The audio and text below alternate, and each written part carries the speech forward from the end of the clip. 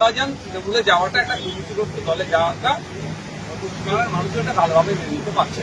তবে গতকালকে যখন তৃণমূলের কয়েকজন নেতা আমাকে ফোন করেছিলেন, আমি তাদেরকে জিজ্ঞাসা করলাম, দাদা আপনাদের দলের জেনারেল সেক্রেটারি কতজন?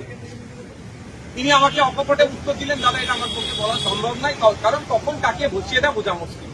তারপরে ভাবনা চিন্তা করে দেখলাম, এই প্রশ্নটা যদি মমতা ব্যানার্জিকে করি, এই প্রশ্নটা যদি সুব্রত বক্সী মহাশয়কে করি যে স্যার আপনাদের দলের মোট জেনারেল সেক্রেটারির সংখ্যা কত, উনি আমার মনে হয় 5 মিনিট মাথা চুলতে হবে, তারপরে হয়তো এক্সাক্ট সংখ্যাটাও বলতে পারবেন না। মানে যাকে মনে হয় সকাল সন্ধ্যে ধরে বসিয়ে দেয় একটা পোস্ট, বাকি সব ল্যাম্প পোস্ট।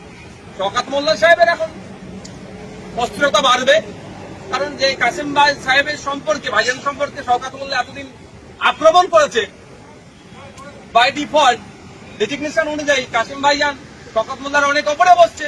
কাসেম ভাইজানকে এখন ভাইজান সম্বোধন করতে হবে, ফলে ওনাকে একটু ফাটবেই।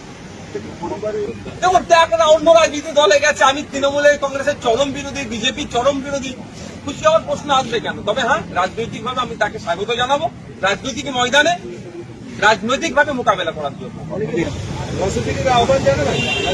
আমি সকলকে আহ্বান জানাবো।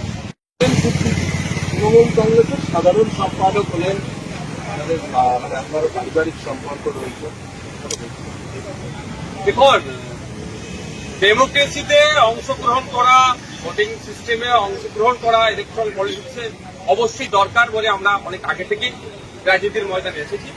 আস্তে আস্তে আমার পরিবারে অন্যান্য আরো যারা পিছিয়ে যারা আছে তারা আসছেন, এটা আমি স্বাগত জানাচ্ছি। তবে ব্যাপারটা হচ্ছে, দল চয়নের ক্ষেত্রে একটা দুর্নীতিগ্রস্ত দলকে চয়ন করে ফেলে, ফলে এটা নিয়ে অনেক সমালোচনা হচ্ছে, আলোচনা হচ্ছে, এটা নিয়ে অনেক চর্চা হচ্ছে। এতটুকু বলবো যে যে দলটাতে উনি নাম লিখালেন সেটা একটা দুর্নীতিগ্রস্ত দল, যেই দলের অপদার্থতার জন্য, যেই দলের ব্যর্থতার জন্য, নোংরামির জন্য, চুরির জন্য যে 26,000 চাকরি বাতিল হয়েছে, তার মধ্যে অনেক যোগ্য আছে, আজকে যোগ্যগুলো রাস্তায় পড়ছে। যেই দলের জন্যই আনিসকে খুন হতে হলো, যেই দলের সর্বোচ্চ নেত্রী বলেন যে ওয়াকফ নিয়ে আন্দোলন করতে গেলে দিল্লিতে গিয়ে আন্দোলন করতে হবে, সেরকম একটি দলের নাম লিখানোর জন্য একটু সমালোচিত হচ্ছে।